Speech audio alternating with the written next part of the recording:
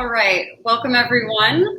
Just a quick programming note as we get started that this was initially scheduled as a panel, but due to some scheduling conflicts, today it'll just be a one-to-one interview. But that said, I am very pleased to welcome my guests today. I have Miguel Sanz Castedo, who is Director General of TURESPAña. So Miguel, thank you so much for being here.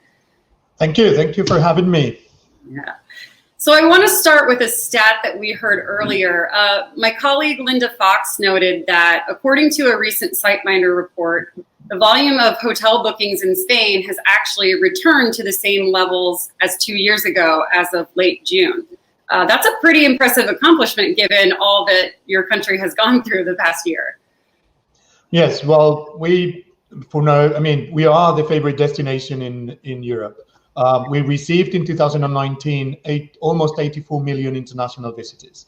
This means that, and many of our visitors have been, 50% of our visitors have been in Spain for more than 10 times. So we have a very loyal visitors base. And I think that this pandemic has brought us to a point where traveling is an act of almost of rebellion. It's we can travel again, and that also means this is the end of the pandemic.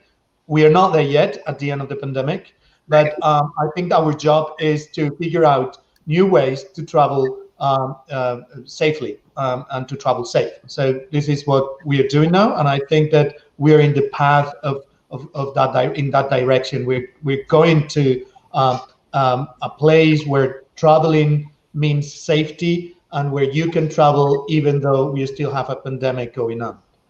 Right. So let's talk a bit about Spain's approach to, allowing tourists and allowing people to move around, doing that safely. Can you talk a bit about how Spain approached reopening and how that compares to other countries within Europe as well? Well, I think the first thing we had to do was to look for science and see if it was possible to travel safely. Mm-hmm. Because this is not something between the economy and health, or it's either one. It has to be one with the other. So the first thing is how we know that we can stop the virus by staying at home, and that is one option, and that collapses the economy and that collapses our way of life. So we have to find out ways to go back to a certain normality. So what we did is ask the science and ask scientists, how can we resume traveling? And the number one answer was vaccines. We knew that vaccination was a way out of this no mobility phase. And that we needed to reach a certain level of immunity with the pandemic, not only in Spain, but also within our source markets. So traveling could resume in stable numbers and in a stable way, because this is a key word, stability. Mm-hmm. Last summer, we saw that we were up and down. Suddenly we could travel. Suddenly we had to stop traveling. Because we were in a different phase. We didn't know how the virus was evolving. We didn't know how it worked. And now we know how it works, more or less. We know a lot more than we knew last summer. And we have a tool, which is the vaccines, which is a totally different game. So we asked the scientists, and they said, okay, vaccination works. So if you have a certain level of vaccination, we can say that is increasingly safer to travel. And also you have better tests, not only the PCR test, but also the rapid test, the antigen tests that work better all the time, and that are they have more specificity, and it's clear that they are working. So it's a combination between immunization, vaccination, and testing. And what we reached, our approach, and the one we've been pushing in the European Union, is that one, traveling and mobility within Europe is a fundamental right of Europeans. So we cannot say to people, you have to stay home forever. Right. So we have to come up with models that work with safety. So we said, and this was very clear, that we needed a common approach within the European countries. And this is the digital certificate that is starting tomorrow, 1st of July, is in force in the whole of the European Union. And then with third countries outside the European Union, Spain, what we said was, if you're vaccinated with a complete cycle, 2 doses of 2 doses vaccines or 1 dose of the Johnson & Johnson vaccine, you're safe to travel. If you are not vaccinated and you're from a third country, you have to wait. But if you're fully vaccinated, it's safe to travel, as far as Spain is concerned. So this is what we're doing from the 7th of June. Everyone with a authorized European Medical Agency authorized vaccine or a World Health Organization approved vaccine, you can travel to Spain freely. If you're over 12 years old, if you're under 12 and you are with an adult, you don't need either proof of vaccination or a test, because what we saw is that children under the age of 12, their exposition to the virus or their possibility to get infected or infect others is very reduced because they don't mix with other people too much. So it was quite safe, either for the kids or for the other people. So this is the approach we've taken. Right, and you know, you mentioned the safety component and containing the virus and keeping tourists and locals safe, but you know, another part of this rebuilding and building back is taking into consideration, you know, more things like sustainability. Spain is such a huge tourist destination. You've had issues with over-tourism and that type of thing. How did you use this pandemic time to sort of think about other ways to build back more sustainably and differently? Yes, I think that as terrible and this pandemic has been, and it's been a complete, you know, terrible time for all countries in the world. For Spain, it might bring an opportunity that we want to you know, to follow, and we want to take advantage of that, which is we're a favorite destination for leisure and vacational travelers, recreational, mainly in our Mediterranean coastal resorts and the islands, the archipelagos, Balearic Islands and the Canary Islands. But we have many other destinations that were popular, but not as popular as these coastal resorts. Cities, nature tourism, city tourism, heritage tourism. We are I think, second or third country with most heritage sites by UNESCO in the world, after China and France, I think. We are the second country with more nature reserves, biosphere reserves.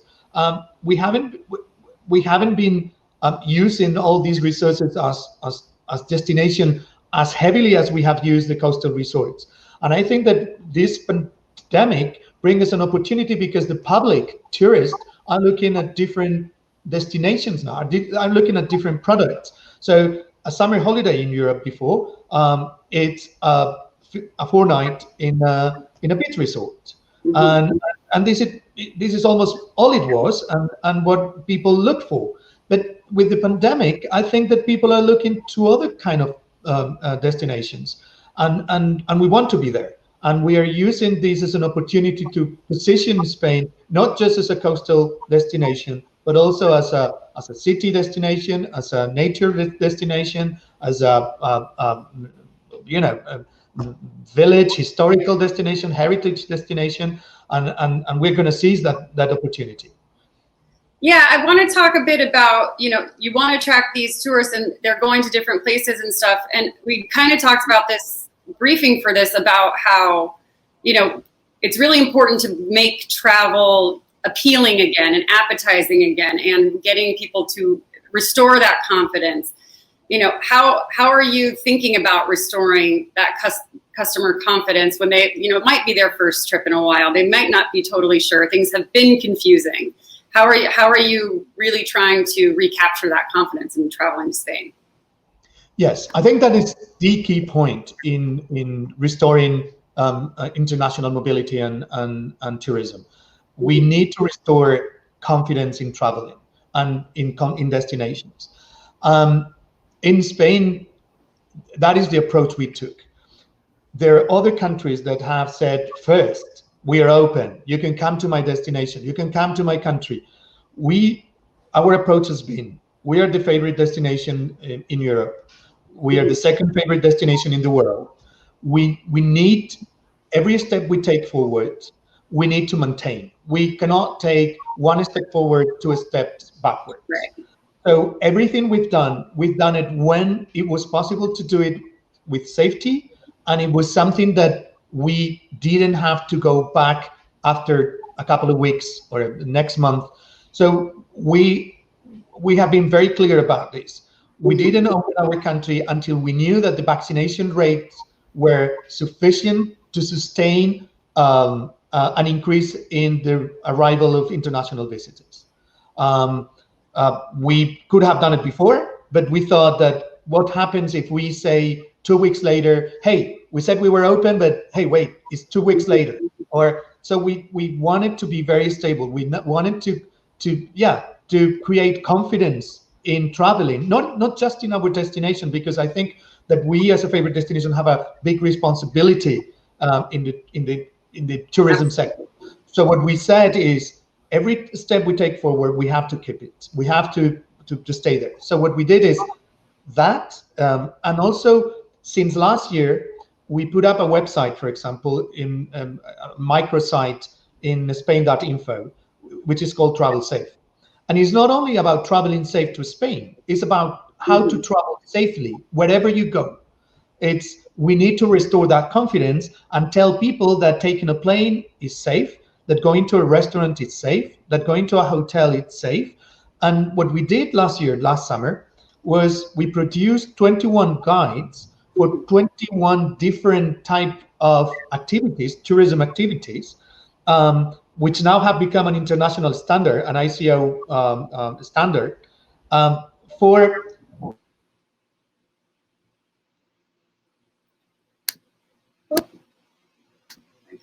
this. And we've gone a minute. So what we did is to implement those very quickly last summer, and to tell consumers and tell visitors and tell potential visitors that it's safe to travel, how to travel safe, when it's not safe to travel, what do they have to look for. And then now that we have all these,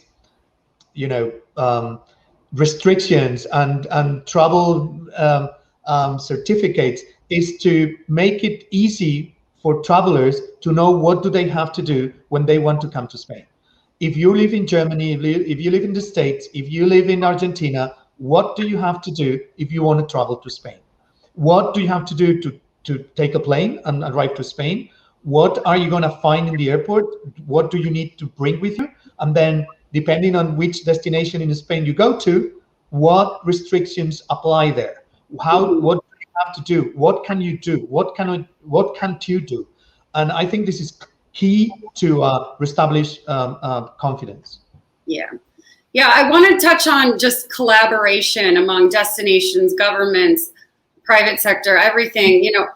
What else needs to be done from a collaboration point of view? Because, we hear calls for collaboration, but we don't always, what does that mean necessarily? What else do we need to do collaboratively to have travel fully reopen? I think we could have done better here. This is the point that I think we have to learn what we didn't do right. Because we created a lot of the confusion that is out there, a lot of the loss of confidence in the population. It's because we haven't been able, countries, governments, we haven't been able to send a clear message of what was right, what was wrong, and to create standard norms of mobility. We are still not there. We've been pushing at very different levels. OECD, the European Union, countries in Latin America. We've been pushing to standardize this, how to reestablish international mobility. and it's been very hard because every country wants to keep their population safe, and one of the easiest things to do is I close my borders. That's end of story. I think that it was the best solution we had at the beginning of the pandemic, but I think that after 15 months of the pandemic, we can do better. We owe it to the travel industry and to the people that works in travel, but we also owe it to our own citizens. I mean, people want to travel, and it can be done safely. So if these two things are put together, governments need to produce, norms that can be easily followed by the people, and that keep people safe. So here, I think that not only within the European Union, but also internationally, big countries that have better access to knowledge and to science should have produced, Spain among them. We should have said, okay, this is what is right, this is what we don't know, and this is what is wrong, and build from there. And I think that's what we are doing now. That's what we did in the European Union with the COVID certificate, with the digital certificate.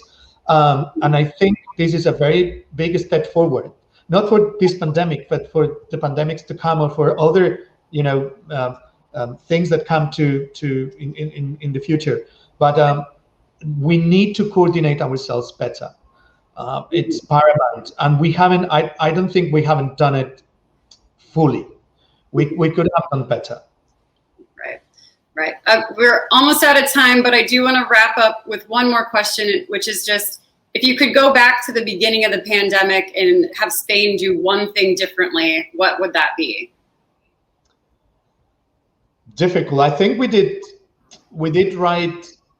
What I think is and get me right, the beginning of the pandemic, we all put our eyes in international mobility, tourism. Remember the ski resort in Austria, and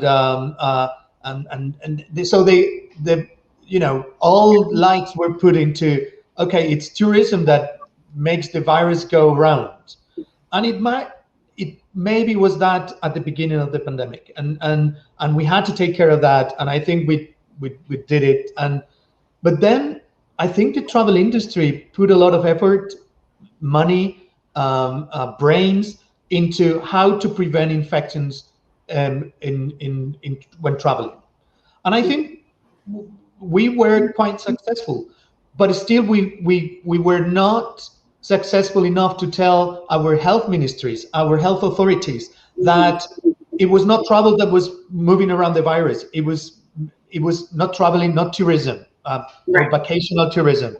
That it was other, in Spain last summer, it was workers coming from outside of Spain to work in the fields that brought the first outbreaks in the summer last year. So we had, I hope, what I would have done is say, hey, we've done so many things to prevent infections that we are safer than we were at the beginning of the pandemic. Mm-hmm. So maybe not all these measures about how to, control the pandemic, but having focused merely on international mobility. I think international mobility is kind of spread the virus away. But I think we have also done a great job at producing norms and measures and restrictions that put a hold into the pandemic and the transmission of the virus. So I think that this is something that I would have done different. Of course, now there are many little things that I would have done different. Right. Maybe, I would have waited last summer a bit longer to open up. Maybe, I don't know. It's easy to. It's hard to always put it. It's in the past. We can only move forward. Yeah. But I think as a whole, I think that the travel industry, especially the people that hotels, airlines, transport in general, restaurants, we've done pretty well. I mean, I haven't seen any other industry that, because other places is like, okay, work from home, we close the office and that's it, it's safe, okay. But you go to a hotel. I've been traveling last 2 weeks like crazy to resume traveling and promote Spain and talk to my colleagues, and you go to a hotel and you really feel safe. You really feel safe. You really feel that it's very improbable that you will be infected in a hotel. So I think that we have to be proud of that, but we need to communicate it better. Yeah. Hopefully things only get better and built back better from here. So, all right, we are at time, but Miguel, thank you so much for joining us today. I really appreciate it. Thank you very much, and I hope to see you soon. Hopefully in person next time, yes. In person next time, and I hope that is very soon. Thank you.